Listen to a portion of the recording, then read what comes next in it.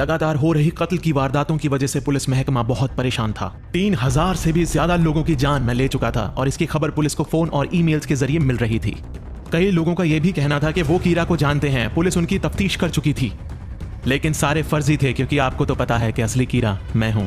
कुछ ना समझ लोग अटेंशन पाने के लिए खुद को कीरा भी बता रहे थे और वो भी आप जानते हैं कि गलत है।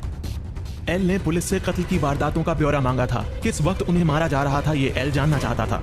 पुलिस ने एल को जानकारी दी कि वीकडेज में दोपहर 4 बजे से रात के 2 बजे तक ये सारी वारदातों को अंजाम दिया जा रहा था। पुलिस ने यह भी बताया कि ज्यादातर लोग, करीब 70% लोग रात के 8 बजे से देर रात 12 बजे तक अपनी जान गंवाते हैं। हमें मिली जानकारी बहुत ही दिलचस्प है। इस जानकारी के मुताबिक मुझे लगता है कि हमारा मुल्जिम एक स्टूडेंट है। अक्सर स्टूडेंट्स ये सोचते हैं कि समाज में गंदगी को साफ किया जा सकता है, बुरे लोगों को मारा जा सकता है और भगवान भी बना जा सकता है। हमारा अपराधी और कोई नहीं बल्कि पढ़ने लिखने वाला एक बच्चा है। पुलिस के आकलन में यह भी निकल के आता है कि समाज में हो रही वारदातें जैसे कि चोरी, डकैती, लूटपाट जैसी घटनाओं में बहुत कमी आ चुकी है और कहीं ना कहीं जितने अपराधी हैं वो कीरा से डर के कहीं छिप कर बैठे हैं। मैं अपनी छोटी बहन को पढ़ा ही रहा था कि तभी दरवाजे पर घंटी बजती है। लगता है डैड आज जल्दी घर पर आ गए। सुनो, क्या तुम प्लीज बाकी के क्वेश्चंस खुद सॉल्व कर लोगी? मुझे अपना भी काम करना है। अपनी बहन की तुम काफी मदद करते हो, तुम एक अच्छे भाई हो। हाँ बिल्कुल, आज आप काफी जल्दी घर आ गए। सब ठीक तो है ना? और तब र्यूक को पता चलता है कि पुलिस के चीफ मेरे डैड हैं। तुम्हारे डैड एक बड़े पुलिस ऑफिसर है लाइट, इसलिए तुम्हें पुलिस की हर चाल के बारे में पहले से पता होता है। तुमने सही कहा। मैं अपने डैड का कंप्यूटर कभी भी हैक कर सकता हूँ और उनको इसकी भनक भी नहीं लगती। और मैं उनका होनहार बेटा हूँ, इसलिए मुझे उनके सारे पासवर्ड्स भी मालूम हैं। कुछ फाइल्स को देखने के बाद मुझे पता चलता है कि पुलिस ये बात जान चुकी है कि उनका कल्प्रिट एक स्टूडेंट है। लगता है तुम गए काम से लाइट। फिर मैंने र्यूक से पूछा, क्या दिल का दौरा पड़ने के अलावा भी हम किसी और तरीके से भी मुल्जिमों को मार सकते हैं? हाँ लाइट, लेकिन क्यों पूछ रहे हो? र्यूक, मुझे लगता है कि अब मुझे अपनी गेम को थोड़ा बदलना पड़ेगा। अपराधियों को कैसे मारना है और कब मारना है, अब इसका फैसला भी मुझे करना पड़ेगा। और उसके बाद अपराधियों को मारने के अपने इस काम में मैं लग गया। एक ही दिन में मैंने 23 अपराधियों को मौत के घाट उतार दिया और इस बात से पुलिस में हड़कंप मच गया। हर घंटे मैंने एक अपराधी की जान ली। अब पुलिस को ऐसा महसूस होने लगा था कि शायद कीरा कोई स्टूडेंट नहीं है। और तभी एल एक बार फिर से पुलिस से बात करता है।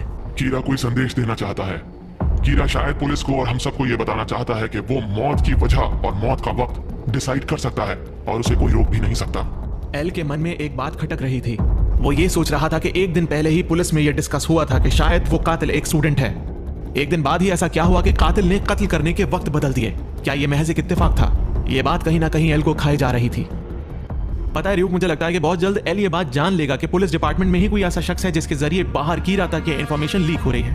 आखिर तुम करना क्या चाहते हो? मैं चाहता हूँ कि पुलिस एल को ढूंढे। लेकिन पुलिस ऐसा क्यों करेगी लाइट? पुलिस को एल पर भरोसा नहीं है र्यूक, और मैं इसी बात का फायदा उठाऊंगा।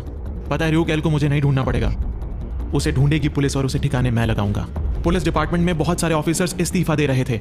ऑफिसर्स ये बात जानते थे कि कीरा उनका चेहरा और उनका नाम बहुत आसानी से जान सकता है और अगर कीरा को ऐसा लगता है कि वो ऑफिसर्स कीरा के काम में अड़चन बन रहे हैं तो वो उनको मार देगा। ऑफिसर्स ने इस बात का हवाला दिया कि कैसे जब एल ने कीरा को चुनौती दी थी लाइव टेलीविजन पर, तब कैसे कीरा ने उस अपराधी को बेरहमी से सबके सामने मौत के घाट उतार दिया था। 4 दिन पहले FBI एजेंट्स जापान में दाखिल हो चुके थे और वो इस बात की तलाश कर रहे थे कि पुलिस डिपार्टमेंट में भला ऐसा कौन है जिसके जरिए कीरा तक इंफॉर्मेशन पहुंच रही थी। लगभग 150 नाम थे उस लिस्ट में जिस पर FBI ने अपनी मोहर लगाई थी और एल को इस बात का पूरा यकीन था कि वो कातिल पुलिस डिपार्टमेंट में ही किसी का रिलेटिव है।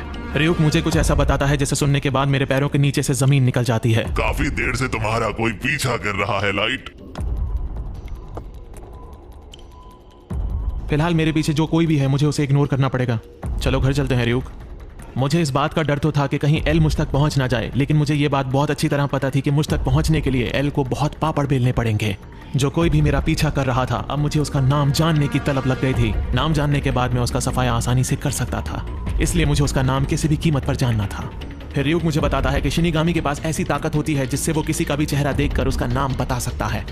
और तो और शिनिगामी ये भी बता सकता है कि उस इंसान की जिंदगी कितनी है, वो कितने साल जिएगा, उसकी मौत कब और कैसे होगी। मैं जितने भी अपराधियों को मार रहा था उनकी जिंदगियों के बचे हुए साल र्यूक की जिंदगी में बढ़ रहे थे। और उसके बाद र्यूक मुझे कुछ बहुत ही खास बात बताता है जिससे मेरे होश फाख्ता हो जाते हैं। पता है लाइट, जो भी इंसान डेथ नोट को उठाता है उसकी आंखें भी शिनिगामी की तरह हो सकती हैं। लेकिन उसके बदले में तुम्हें मुझे भी कुछ देना होगा लाइट। मुझे क्या देना होगा? तुम्हारी बाकी बची हुई आधी जिंदगी मेरे नाम हो जाएगी। तुम्हारे नाम हो जाएगी? हाँ लाइट, जैसे मान लो अगर तुम्हारे 50 साल बचे हैं तो उसमें से 25 साल मेरे हो जाएंगे। शिनिगामी की आंखें उस इंसान का चेहरा देखकर ही उसका नाम तुम्हें बता देंगी।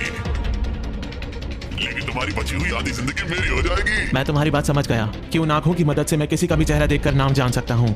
इस तरह किसी को भी जान से मारना मेरे लिए बहुत आसान हो जाएगा। सही कहा। तो क्या तुम तैयार हो?